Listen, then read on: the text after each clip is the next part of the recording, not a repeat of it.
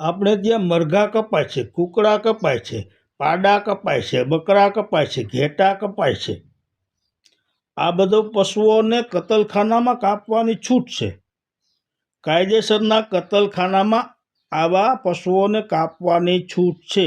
અને ક્યાંક બિનકાયદેસર પણ આવા પશુઓને આપણે મારતા પકડાયેલા છે, જે આપણે જોઈએ છીએ કે ઘણા લોકો આવા પશુઓને કાયદેસર મારે છે અને તેઓ પકડાઈ પણ જાય છે.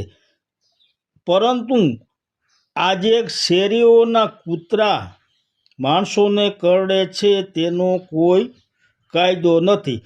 જે કૂતરું કરડ્યું હોય તેને ત્યાંથી લઈ અઠવાડિયું રાખી પાછું તે જ જગ્યાએ જ્યાં તે કૂતરું રહેતું હોય ત્યાં જ મૂકી જવું, એવો કાયદો છે.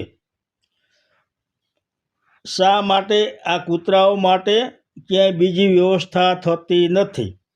પરંતુ હવે કદાચ આ કૂતરાઓ માટે વ્યવસ્થા થાય એવું લાગે છે. કેમ કે હમણાં એક કોર્ટ પરિસરમાં એક વકીલ સાહેબને કૂતરું કરડી ગયું, તેથી તેઓ કંઈક આગળ વાત વધારશે અને આ કૂતરા માટે કંઈક નવો કાયદો લાવશે, કૂતરાઓને સજા થાય એવો. પણ મારું કહેવું એવું છે કે જ્યાં કરડતા કૂતરા હોય, જે કૂતરું કરડતું હોય તે કૂતરાને જંગલમાં છોડી આવવું જોઈએ.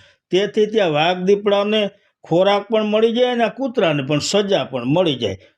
આ માત્ર કરડતા કૂતરાઓ માટે, શાંત કૂતરાઓ માટે નહીં, માત્ર કરડતા કૂતરાઓને આ જંગલમાં છોડી આવવા જોઈએ. પછી તેના ભાગ્ય, તે જીવે કે મરે. આપનું કહેવું શું છે? આવો કાયદો હોવો જોઈએ કે નહીં? જય માતાજી.